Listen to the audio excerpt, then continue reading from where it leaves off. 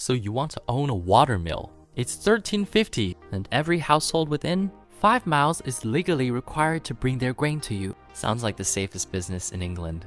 It wasn't. Because before you make a single coin, you need permission from someone far more powerful than you. The local lord. He owns the river. He owns the land. And soon, he'll own a piece of everything you grind. This is the story of the medieval water mill, one of the most controlled, most resented, and most misunderstood businesses of its time. Let's find out what it actually cost and whether it was ever really worth it. First, what exactly was a water mill, and why did every village need one? A water mill was, at its core, a simple machine, a wheel, a river, and 2 stones.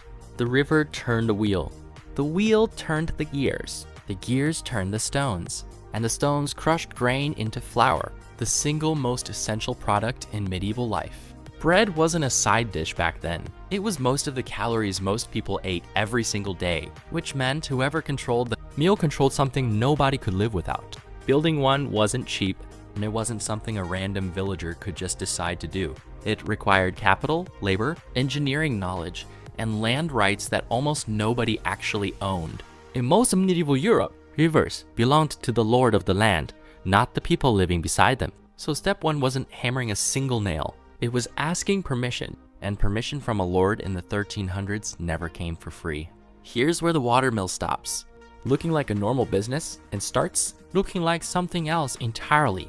Most lords granted the millers something called soak rights, the legal power to force every household nearby to use his mill, and only his mill. If you lived inside that circle, grinding your own grain at home with a hand quern was often illegal. Lords' men would search homes and confiscate illegal hand mills on site. This forced obligation was called multure, and it wasn't paid in coin. It was paid in grain straight off the top. A typical multure rate ran anywhere from 1/16 to 1/10 of the grain brought in. That doesn't sound like much until you realize every single household for miles paid it, every single week. For the miller, that's not a sale. That's a guaranteed government-enforced revenue stream. But it wasn't the miller's monopoly. It was the lord's, and the miller only got to keep a slice of it. In many manners, the miller paid a fixed annual rent to the lord, whether the harvest was good or terrible. So the monopoly protected his customers. It didn't protect his income. And villagers hated the arrangement. Millers became one of the most distrusted figures in medieval folklore. There's a reason Chaucer wrote, "Miller as a cheat who kept his thumb on the scale." Skimming a little extra flour here and there was so common it had its own word, multure fraud, which meant the miller wasn't just running a business. He was managing a village's resentment every single day. So what did it actually cost to build one of these things? First, the license from the lord, a one-time fee, or sometimes an ongoing rent, just for the right to build. Then timber, massive oak beams, strong enough to hold the weight of turning millstones for decades. The millstones themselves quarried, shaped, and often shipped in from specific regions known for the right kind of stone. A single good millstone could cost as much as a small house. Then the wheel itself, hand-built, precisely balanced, and rebuilt every few years as the wood rotted from constant water exposure. And finally, skilled labor millwrights who understood gearing were rare, and they charge accordingly. Add it all together, and building a water mill could cost the equivalent of years of an average peasant's total income, which is exactly why almost nobody who wasn't already wealthy ever built one from scratch. Most mills were actually owned by the lord himself, and the miller was more of a tenant operator than a true owner. That changes everything about how we should think of this as a business at all. It wasn't ownership in the modern sense. It was a lease with obligations attached to every part of it. And those obligations started the moment the mill opened for business. Once running, a mill didn't rest. Grain came in constantly, especially right after harvest. The miller, and often his whole family, worked from dawn until the light gave out.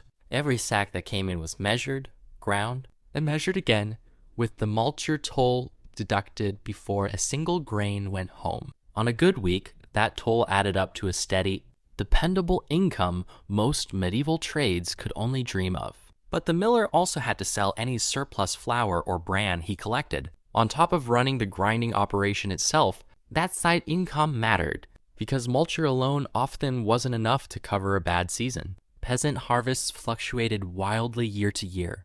and the miller's income moved exactly the same way.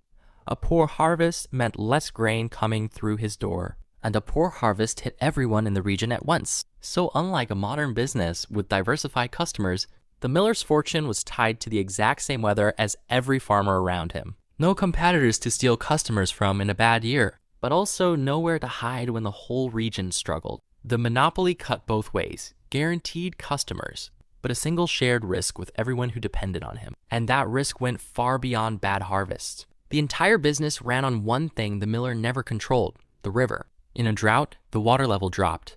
The wheel slowed, and grinding capacity fell along with it. No water, no grinding. No income, while the fixed rent to the lord kept coming due regardless.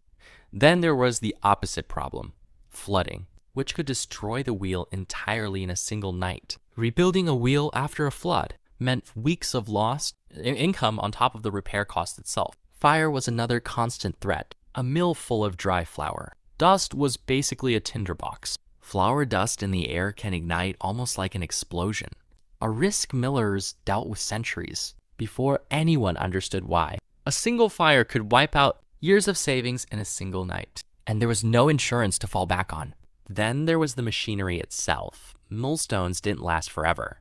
They wore smooth with use and had to be dressed, recut with sharp grooves every few months, and a stone under the wrong pressure could crack outright, turning a core asset into rubble in seconds. Replacing one meant weeks without full grinding capacity, and another major expense on top of everything else.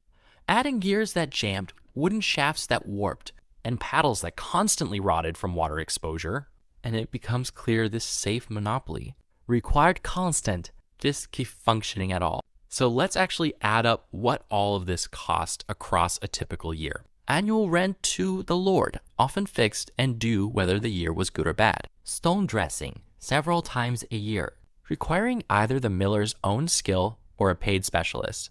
Timber repairs for the wheel and housing, an ongoing cost as wood constantly degraded in the water. Labor, even a small mill, often needed extra hands during harvest season, all of whom had to be paid or fed. Tools and equipment, scoops, sieves, sacks, scales, all wearing out and needing replacement. And unpredictable repair costs, from the small crack to the full replacement, that could hit at any moment. When you stack every recurring cost together, a meaningful share of the miller's multure income was already spoken for before. He saw a single coin of profit. This wasn't a business where the money just piled up. It was a business that constantly ate its own income to stay alive. And that's before accounting for a bad harvest year, a cracked stone, or a fire, any one of which could erase an entire season's profit. So was it actually a good business to own? In a good year with steady rainfall and a healthy harvest, a well-run mill could generate a genuinely comfortable income.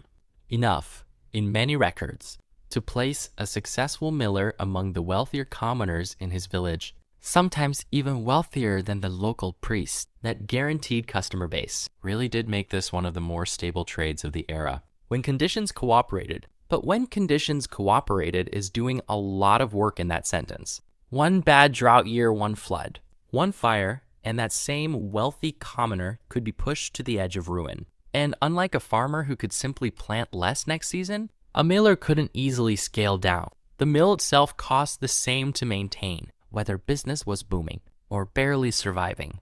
So the real answer is, it depended entirely on where you sat in the system. If you were the lord who owned the mill and river outright, this was close to a risk-free income stream.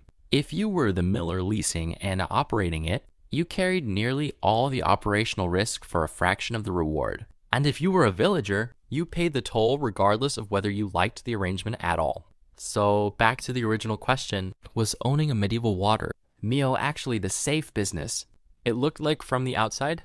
The monopoly was real. The guaranteed customers were real. And in good years, the income was genuinely strong.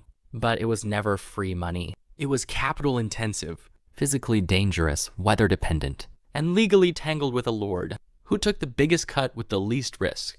That's the pattern behind almost every historical monopoly. The guaranteed customers rarely came with guaranteed profit. Someone still had to absorb every flood, every fire, every cracked stone, and that someone was almost never the person at the top of the arrangement. The watermill wasn't just a piece of medieval technology.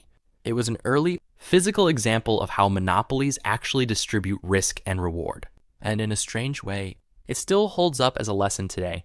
Controlling a market isn't the same as controlling your risk. If you enjoyed this breakdown, there's a lot more history hiding behind the numbers of everyday medieval life. Subscribe if you want to keep uncovering what these businesses actually cost, who actually profited, and who actually paid the price.